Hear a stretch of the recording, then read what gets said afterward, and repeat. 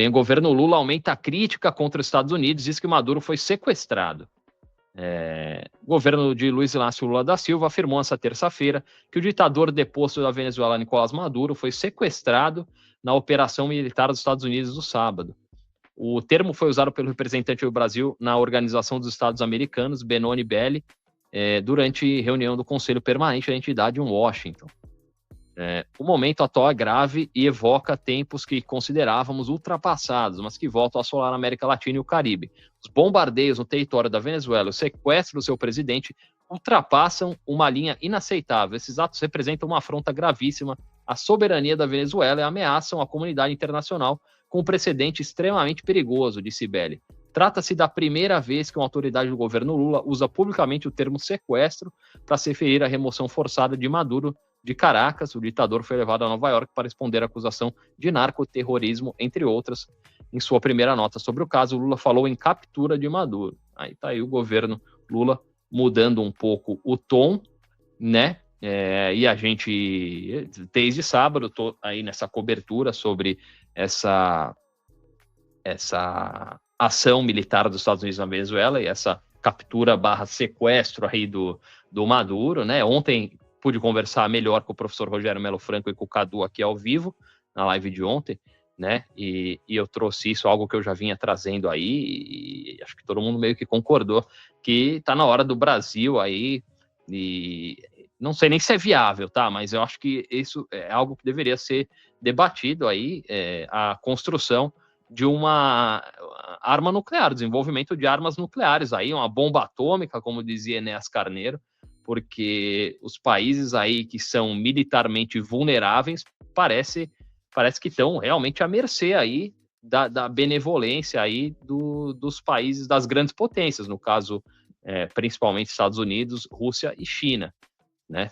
Então, eu não sei, não sei se vão levantar essa bola, também não sei qual seria a reação dessas potências, principalmente dos Estados Unidos, aqui nas Américas, né? Qual seria a reação dos Estados Unidos caso o Brasil resolvesse desenvolver uma arma nuclear, mas quem está nesses países aí, com certeza se sente vulnerável, até porque a gente está assistindo nesse momento, com tudo isso, a perda de força total aí desses órgãos internacionais, né, da ONU, da OTAN, né? A gente vê que a diplomacia é algo que realmente não tem mais muito peso, né? Ninguém se importa aí com diplomacia, com leis internacionais, a violação de leis internacionais. Pô, isso aí tudo já foi pro saco, né? Quem é que tá falando nisso ainda? Ninguém tá nem aí, né? Esses países mais ricos e militarmente mais poderosos não estão nem aí para isso. Acabou, cara, né? Esse ano tem eleição no Brasil, né? Eleição presidencial. O Lula realmente parece que vai ser o candidato, é o candidato aí à reeleição, e já não é o mesmo Lula, né? Já bem mais velho, bem mais fraco, né? A oratória, os discursos do Lula já não inflamam como inflamavam, né? Os argumentos do Lula, a narrativa dele já não capturam mais as pessoas, né? Principalmente os mais jovens. Eu acho que é uma coisa. Esses políticos muito velhos ficaram muito para trás aí, muita coisa. O mundo está mudando muito rápido, tem muita coisa acontecendo. Esses caras não conseguem acompanhar. Outro dia a gente estava falando aqui do Lula, falaram que o Lula não tem nem celular, né? Que a mulher dele cuida do celular, mas não tem a menor condição, né? Quase que uma figura decorativa, como foi o Biden aí nos últimos anos aqui, no último mandato aqui nos Estados Unidos. E vale lembrar, tem algo que quase ninguém falou, ninguém está falando, o vice-presidente do Brasil é Geraldo Alckmin, né? E o Bolsonaro, por exemplo, quando ganhou em 18, foi uma aberração, assim, foi algo inesperado.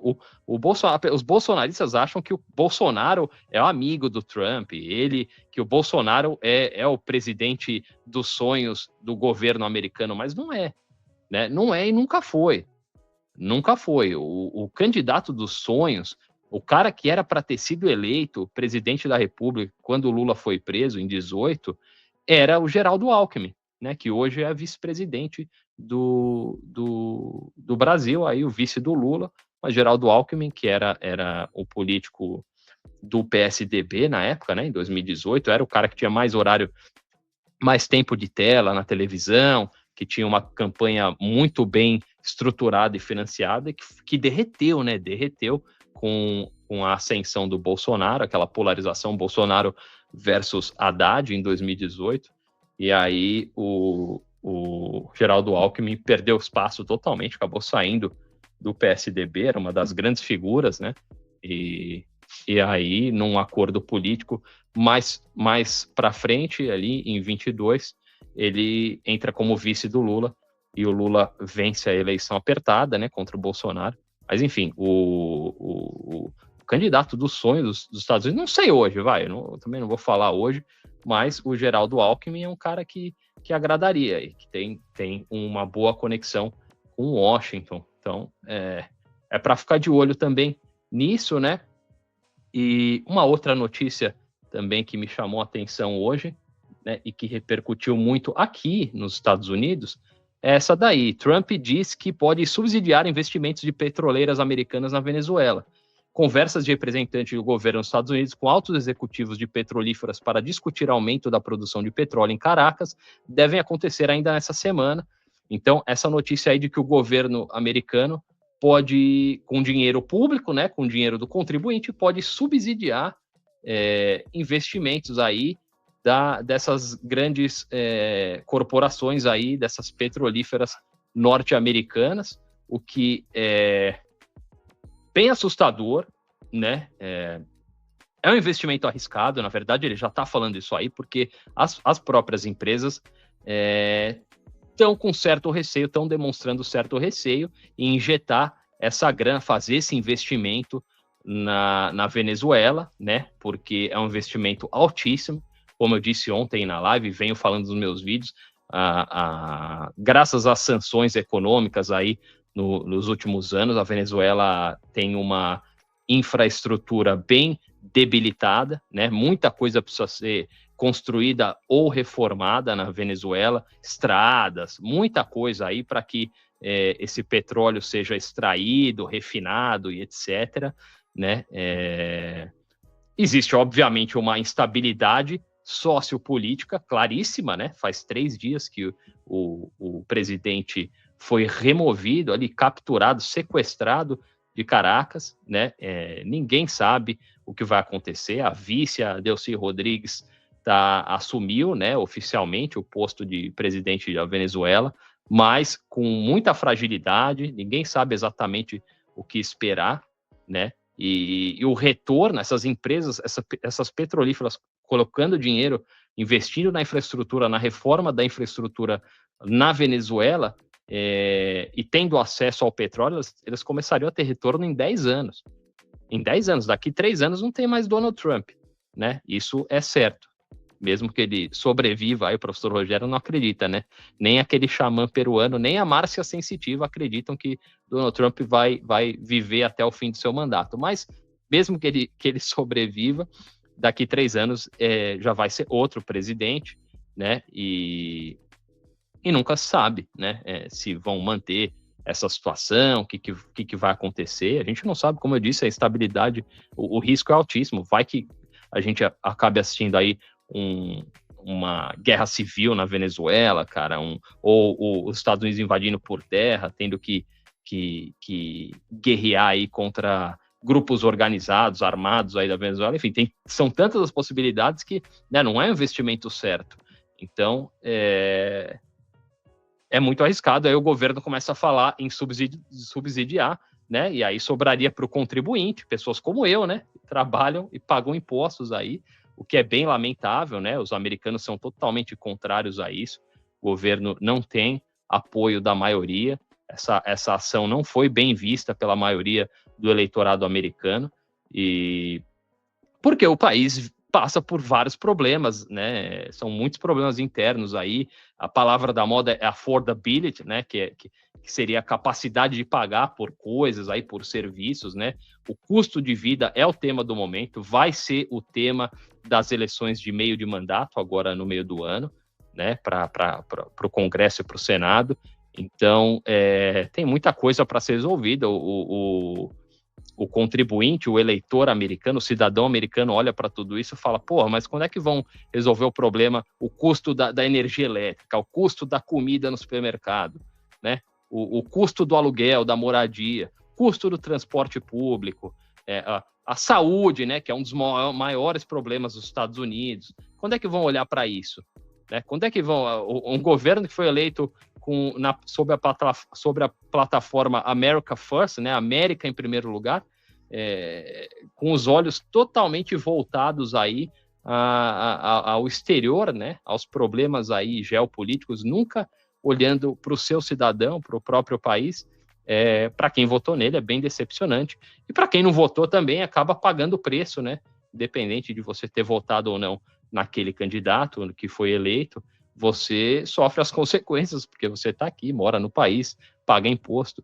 Enfim, é um governo bem decepcionante. Uma curiosidade alguém está ouvindo falar sobre a lista de Jeffrey Epstein? Acabou, né? Acabou. Essa é uma tática velha dos Estados Unidos, né? Tá com problema, tá com alguma coisa que está incomodando o governo, porra, vamos bombardear algum país aí que o pessoal esquece. Né? É sempre nessa linha aí, sempre funciona. Funciona, né? Não tem ninguém falando na lista do Epstein, né? Que estava começando aí a implicar muita gente, muito peixe grande aí.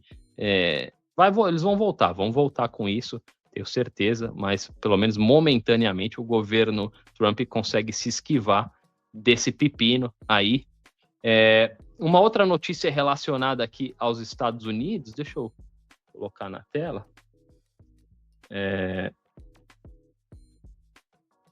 Aqui, eu tenho falado também esses dias sobre as apostas aí no mercado de previsão, né, principalmente no Polymarket e no Kaush.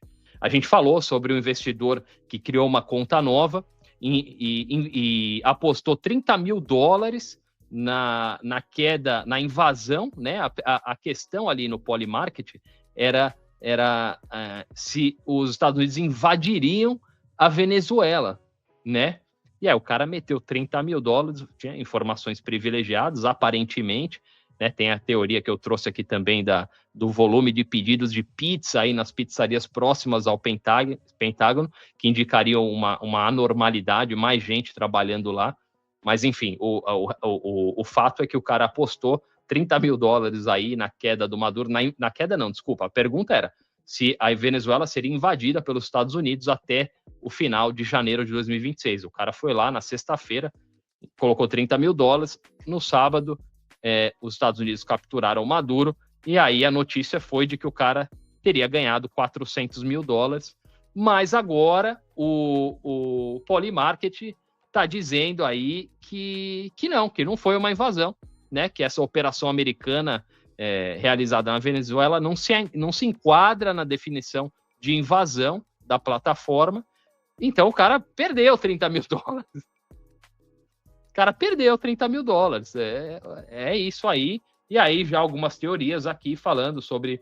Muito curioso, o Donald Trump Jr., né, filho do Donald Trump, está envolvido, né, e no conselho das duas plataformas, das duas principais, o Polymarket e o Kaush, e então muita gente dizendo que tem um dedo dele aí, sei lá, né, teorias da conspiração, mas enfim, a plataforma não está querendo pagar, as pessoas que apostaram aí, não só esse cara aí que virou notícia, mas outras pessoas que apostaram na queda do Maduro ainda em janeiro, né, na queda do Maduro não, na invasão da Venezuela, estão revoltadas aí nas redes sociais, porque parece que não vão receber. Aí esse cara pode da possibilidade de ter ganho $400 mil, o cara, na verdade, vai perder 30, que é um dinheirão também, né? Impressionante aí, mas fica atento. Mais uma questão, mais um elemento, um detalhe aí em relação a essas plataformas aí de apostas do mercado de previsão, né? Ficar bem atento a qual é a pergunta, né, na hora de apostar aí, porque pode ser meio interpretativa aí, a plataforma. A casa nunca perde, né? Para quem frequenta cassino aí é um ditado velho, mas a casa nunca perde. Enfim. Deixa eu ver aqui. Butini falando, Diegão, professor presidente é você, professor presidente você vice, tem meu voto e apoio. Pois é. Não dá, eu não posso, eu posso ser presidente só na Espanha, cara. Eu nasci na Espanha. Eu não posso ser presidente nem no Brasil, nem nos Estados Unidos. Tudo bem, não seria mesmo, mas fica aí a curiosidade. O Baroque falou, nada de novo sob o sol. Pois é, política, né? Política. Fiz uma aposta com outro. Como assim?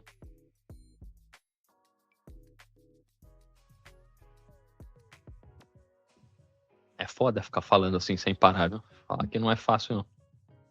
Saudade do professor Rogério aqui. Sempre me dá 10 minutos de folga quando ele pega a palavra. O Baroque falando, fiz uma aposta com outro humano e ganhamos $20.000 com $10. Sério? Como assim? Explica melhor, cara. Pedi um dinheiro emprestado para você.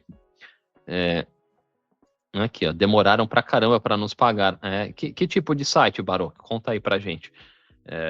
Quando o cara ganha um valor maior assim, esses sites são meio nebulosos, viu? Por isso que tem cara que aposta aí em site, qualquer site, joguinho aí, às vezes os caras não pagam, cara, meio foda.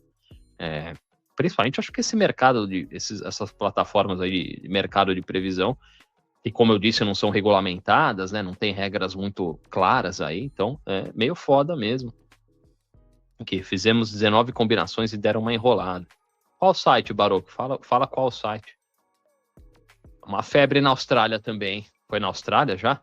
Uma febre apostas aí na Austrália, é uma loucura mesmo.